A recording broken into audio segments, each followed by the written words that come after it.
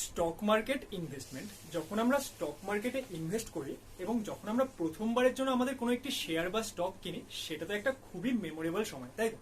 এবং যারা স্টক মার্কেটের ইনভেস্টার তাদের জন্য সেটা একটা খুবই ইম্পর্টেন্ট বিষয়। এবার যখন আমরা স্টক মার্কেটে ইনভেস্ট করা শুরু করছি এবং আমরা যখন আমাদের প্রথম শেয়ার কিনতে যাব, তখন কিন্তু আমাদের কতগুলো টিপ বা কতগুলো মেথড অবশ্যই মনে রাখা উচিত, এবং সেই বিষয়গুলো নিয়ে আমাদের আজকের এই ভিডিওতে আমি আলোচনা করব। এবার এই যে আমি মেথডগুলো বলবো, সেটা শুধুমাত্র ফার্স্ট ইনভেস্টমেন্ট না, সেটা তোমরা যখনই ইনভেস্টমেন্ট করবে তখনই যদি তোমরা এটা মনে রাখো, তাহলে সেই ক্ষেত্রে কিন্তু তোমাদের প্রফিট হওয়ার চান্সেস অবশ্যই ইনক্রিজ হবে। তাহলে তোমরা যারা প্রথমবারের জন্য স্টক মার্কেটে ইনভেস্ট করতে যাচ্ছ, তারা তো এই ভিডিওটিকে অবশ্যই দেখবে, এবং যারা অলরেডি স্টক মার্কেটে ইনভেস্ট করে ফেলেছো তারাও কিন্তু এই ভিডিওটিকে সম্পূর্ণ দেখবে, কারণ এই বিষয়গুলো যদি তোমরা অ্যাপ্লাই করো তাহলে সেটা তোমাদের জন্য বেনিফিশিয়াল হবে। আর যারা অলরেডি স্টক মার্কেটে ইনভেস্ট করছো, তাদের ফার্স্ট স্টক কি ছিল সেটা কিন্তু আমাকে এই ভিডিওর কমেন্ট সেকশনে অবশ্যই জানাবে, কারণ সবার যে প্রথম স্টক সেগুলো যখন আমরা জানতে পারবো তখন কিন্তু সেটা একটা মজাদার বিষয় হবে। তোমরা যদি প্রথমবার আমাদের চ্যানেলে এসে থাকো, তাহলে আমাদের চ্যানেল লেটস ইমপ্রুভ ফাইন্যান্সকে অবশ্যই সাবস্ক্রাইব করে নেবে, এবং ভিডিওটি দেখার পর ভালো লাগলে ভিডিওটি কিন্তু অবশ্যই লাইক করবে। তাহলে চলো শুরু করা। স্টক মার্কেটে ইনভেস্ট করার সময় বা ইনভেস্টমেন্ট শুরু করার সময় আমাদের একটা বিষয় মনে রাখতে হবে।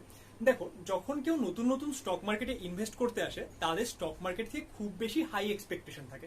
তারা ভাবে যে আজকে আমি ইনভেস্ট করব, এক সপ্তাহ পর আমার টাকা ডাবল হয়ে যাবে, অর্থাৎ তারা সবসময় মাল্টিব্যাগার স্টক খুঁজতে থাকে। কিন্তু শুরুতে কিন্তু এরকম একদমই করা উচিত নয়। আমরা যখন শুরুতে ইনভেস্টমেন্ট করছি, তখন আমরা কি স্টক মার্কেটের যে বিভিন্ন বিষয়গুলো, সেগুলো হয়তো আমরা থিওরিটিক্যালি শিখেছি, কিন্তু প্র্যাকটিক্যালি কিন্তু আমরা ততটা হ্যাবিচুয়েটেড নয়।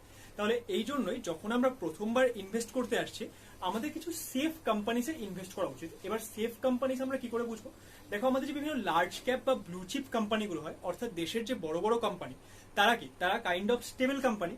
এবার এই কোম্পানিগুলোর মধ্যে যদি আমরা ইনভেস্ট করি, তাহলে সেই ক্ষেত্রে কিন্তু ম্যাক্সিমাম চান্সেস যে আমাদের টাকা সেফ থাকবে। তাহলে ফার্স্ট যে আমাদের বিষয়টি মনে রাখতে হবে সেটা কি, যখন আমরা প্রথমবার স্টক মার্কেটে ইনভেস্ট করতে আসছি, তখন আমাদের একবারে টাকা ডাবল করা বা মাল্টিপ্লিকার খোঁজা এইসবের দিকে ফোকাস করা উচিত নয়। বরঞ্চ আমাদের যেহেতু স্টক মার্কেটের গেমটি বুঝতে হবে, সেই জন্য আমাদেরকে এখানে আমাদের একটু সেফ খেলা উচিত, এবং আমাদের বিভিন্ন যে লার্জ ক্যাপ বা বিভিন্ন যে আমাদের বড় বড় কোম্পানিগুলো আছে তাদের স্টকেই ইনভেস্ট করা উচিত। এবং এই যে স্টকগুলো, তারা কি মাল্টিব্যাগার হওয়া পসিবল নয়? হ্যাঁ, তারাও কিন্তু মাল্টিব্যাগার হওয়া পসিবল। তোমরা যদি এই লার্জ ক্যাপগুলোর মধ্যে ভালো স্টক খুঁজে নিয়ে সেগুলোতে ইনভেস্ট করো এবং কয়েক বছর হোল্ড করো, তাহলে সেই ক্ষেত্রে কিন্তু এই কোম্পানিগুলো তোমাদের খুব একটা ভালো রিটার্ন দিতে পারে। তাহলে এটা ছিল আমাদের ফার্স্ট দেখার বিষয়, যে আমরা শুরুতে কখনোই মাল্টিব্যাগারদের দিকে যাবো না, আমরা একটু সেফ খেলবো। ওকে, তাহলে এবার চলে আসছি আমরা আমাদের সেকেন্ড মেথডে। এবার সেকেন্ড যেই বিষয়টি আমাদের মনে রাখতে হবে সেটা কি, সেটা হলো যে আমরা কখনোই স্টক কিনবো না, আমরা কিনবো বিজনেস। এবার এই বিষয়টি কি, দেখো, এই বিষয়টি আগেও আমি তোমাদের অনেক ভিডিওতে বলেছি, যে আমরা যখন স্টক মার্কেটে আসছি তখন আমাদের কমন সেন্স খুব বেশি কাজ করে। দেখো, আমরা ডে টু ডে লাইফে যেগুলো ইউজ করছি, ধরো আমরা বাড়ি বানাচ্ছি, বাড়ি বানাতে কি প্রয়োজন? বাড়ি বানাতে সিমেন্ট প্রয়োজন। এবার সিমেন্টের আমরা কি কি কোম্পানির নাম জানি? Ambuja cement, UltraTech cement.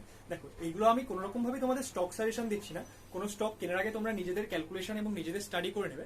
আমি জাস্ট তোমাদের এক্সাম্পল হিসেবে বোঝাচ্ছি যে আমাদের তাহলে কি এইসব যে সিমেন্ট, তাদের ডিমান্ড সবসময় থাকবে। এবার ধরো আমরা বাড়ি বানিয়ে নিলাম, এবং বাড়ি বানানোর পর এবার আমরা বাড়ি রং করতে চাই, তাহলে কি সেখানে আমাদের বিভিন্ন রকম পেইন্ট দরকার হবে। এবার তোমাদের মাথায় কি কি পেইন্ট আসছে? Asian Paints, Berger Paints. তাহলে এই যে আমাদের কোম্পানিগুলো, তাদের ডিমান্ড সবসময় থাকছে, তাই না? বা ধরো আমরা ডে টু ডে লাইফে যে বিভিন্ন প্রোডাক্ট ইউজ করছি, সাবান ইউজ করছি, টুথপেস্ট ইউজ করছি, আমরা বিভিন্ন খাবার ইউজ করছি, তাহলে সেগুলো কি, সেগুলো যেই কোম্পানিগুলো তৈরি করে তাদের ডিমান্ড সবসময় থাকবে। তাহলে আমরা যদি এই সব কোম্পানিতে ইনভেস্ট করি, তাহলে সেই ক্ষেত্রে কিন্তু আমাদের টাকা ম্যাক্সিমাম চান্সেস যে সেফ। তাহলে আমাদের সেকেন্ড যেই বিষয়টি মনে রাখতে হবে সেটা কি, যে আমরা কখনোই স্টকে ইনভেস্ট করবো না, আমরা ইনভেস্ট করবো বিজনেসে। এবং এই স্টক মার্কেটে সব থেকে বেশি আমাদের কি কাজে লাগাতে হবে? আমাদের কাজে লাগাতে হবে কমন সেন্স। ওকে, স্টক মার্কেটে ইনভেস্ট করার জন্য আমাদের থার্ড যে বিষয়টি মনে রাখতে হবে সেটা কি, সেটা হলো এই কোম্পানিগুলো যাতে খুব কম ডেট থাকে, বা তারা যাতে প্রায় ডেট ফ্রি হয়, অর্থাৎ কি কোম্পানিগুলো যাতে খুব বেশি ধার না থাকে। এবার এই বিষয়টি কেন, তার মধ্যে আসার আগে আমি তোমাদের একটি বিষয় সম্পর্কে বলতে চাই। দেখো, যদি তোমরা স্টক মার্কেটে ইনভেস্ট করতে চাও, তাহলে সবার প্রথমে তোমাদের কি প্রয়োজন হবে? ডিম্যাট অ্যাকাউন্ট, তাই তো? তাহলে তোমাদের যাদের যাদের এখনো ডিম্যাট অ্যাকাউন্ট নেই, আমি এই ভিডিও ডিসক্রিপশনে একটি লিঙ্ক দিয়ে দিচ্ছি, তোমরা কিন্তু চাইলে সেই লিঙ্ক থেকে গিয়ে তোমাদের ডিম্যাট অ্যাকাউন্ট ওপেন করতে পারো, এবং সেই ক্ষেত্রে তোমরা কিছু এক্সট্রা বেনিফিটসও পেয়ে যাবে। তাহলে এবার আসছি আমরা আমাদের এই ডেটের বিষয়টি, যে আমাদের এমন কোম্পানি দেখতে হবে যাদের ক্ষেত্রে ডেট খুব কম, অর্থাৎ কোম্পানিগুলো যাতে খুব বেশি ধার না থাকে। কারণ কি, ধরো তোমরা কোনো একটা কোম্পানিতে ইনভেস্ট করলে তাদের খুব প্রচুর পরিমাণে ধার করা আছে, তাহলে সেই ক্ষেত্রে কোম্পানিটি কেমন পারফর্ম করবে সেটা নিয়ে কিন্তু আমরা কোনো সার্টেনিটি দিতে পারি না। তাহলে এই ক্ষেত্রে আমাদের এমন কোম্পানিতে ইনভেস্ট করা উচিত যাদের ডেট বা লোনের পরিমাণ খুবই কম। আর এর জন্য তোমরা debt to equity ratio check করতে পারো। এবার তোমরা যদি ডেট টু ইকুইটি রেশিও সম্পর্কে ডিটেলে না জানো, সেটা নিয়ে আমাদের অলরেডি একটি ভিডিও আছে, তার লিঙ্ক আমি এই ভিডিওর ডেসক্রিপশনে এবং এখানে আই বাটনে দিয়ে দিচ্ছি। তোমরা চাইলে সেই ভিডিওটি দেখে নিয়ে ডেট টু ইকুইটি রেশিও সম্পর্কে একদম ডিটেলে শিখতে পারো। Debt to equity ratio ideal কত হওয়া উচিত? Debt to equity ratio ideal হওয়া উচিত 0, কিন্তু ম্যাক্সিমাম কেসে তো সেটা হয় না। তাহলে যত কম হবে সেটাই কিন্তু তত ভালো। স্টক মার্কেটে ইনভেস্ট করার সময় আমাদের ফোর্থ যেই পয়েন্টটি মনে রাখতে হবে সেটা কি, সেটা হলো আমরা এমন কোম্পানিতে ইনভেস্ট করব যাদের সেলস এবং প্রফিট দুটাই ইনক্রিজ হচ্ছে। এবার দেখো, সেল এবং প্রফিট দুটাই কেন ইনক্রিজ হওয়া প্রয়োজন? ধরো কোনো একটি কোম্পানির সেল ইনক্রিজ হচ্ছে না, কিন্তু তাদের প্রফিট ইনক্রিজ হচ্ছে। তাহলে তারা প্রফিট তো ইনক্রিজ করছে, কিন্তু যেহেতু তাদের সেল ইনক্রিজ হচ্ছে না, তাহলে সেই ক্ষেত্রে কোম্পানির খুব একটা বেশি গ্রোথ আসবে না। সিমিলারলি, ধরো কোনো একটি কোম্পানির প্রফিট বাড়ছে না, কিন্তু তারা সেল বাড়াচ্ছে কোন রকম ভাবে অ্যাডভার্টাইজমেন্ট করে বা লসে বিক্রি করে তাদের সেল বৃদ্ধি পাচ্ছে, তাহলে সেই ক্ষেত্রেও কি হবে? সেই ক্ষেত্রে যে কোম্পানির গ্রোথ সেটা ঠিকঠাক হবে না। তাহলে আমরা ইনভেস্ট করার সময় এমন কোম্পানিতে ইনভেস্ট করব যাদের সেল এবং প্রফিট দুটাই সেম রেটে ইনক্রিজ করছে। তাহলে এটা হলো আমাদের ফোর্থ পয়েন্ট, যে আমাদের চেক করতে হবে যাতে আমাদের কোম্পানির সেল এবং প্রফিট দুটাই ইনক্রিজ হয়। এবার আমরা চলে আসছি আমাদের ফাইনাল অ্যান্ড ফিফথ পয়েন্টে। আর এই যে আমাদের ফাইনাল পয়েন্ট, সেটা কিন্তু আমাদের ইনভেস্টারদের গড অর্থাৎ মিস্টার ওয়ারেন বাফেট তার জন্য খুবই ফেভারিট। তিনি কি বলেন যে আমরা কোনো সময় ওভার ভ্যালুড স্টকে ইনভেস্ট করবো না, আমাদের সবসময় আন্ডার ভ্যালুড স্টকে ইনভেস্ট করা উচিত। এবার স্টকটি ওভার ভ্যালুড নাকি আন্ডার ভ্যালুড সেটা আমরা কি করে বুঝবো? সেটা আমরা বুঝবো স্টকটির পিই রেশিও দেখে। এবার পিই রেশিও মানে কি? পিই রেশিও মানে হলো প্রফিট টু আর্নিং রেশিও। এবার তোমরা পিই রেশিও সম্পর্কে ডিটেলে জানতে চাইলে আমাদের এই ভিডিওটি দেখে নিতে পারো।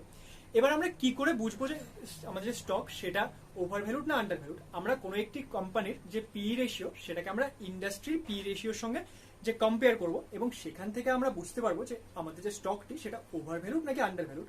তাহলে যদি আন্ডার ভ্যালুড হয় তাহলেই কিন্তু আমরা সেখানে ইনভেস্টমেন্ট করব। তাহলে আমাদের আজকের এই ভিডিওতে আমি তোমাদের 5টি পয়েন্ট সম্পর্কে বললাম, যেগুলো তোমাদের স্টক মার্কেটে ইনভেস্ট করার সময় অবশ্যই মনে রাখতে হবে। আর তোমরা যদি এই 5টি মেথড মনে রেখে এবং সেইভাবে কোম্পানি খুঁজে ইনভেস্ট করো, তাহলে সেই ক্ষেত্রে তোমাদের প্রফিট হবেই হবে।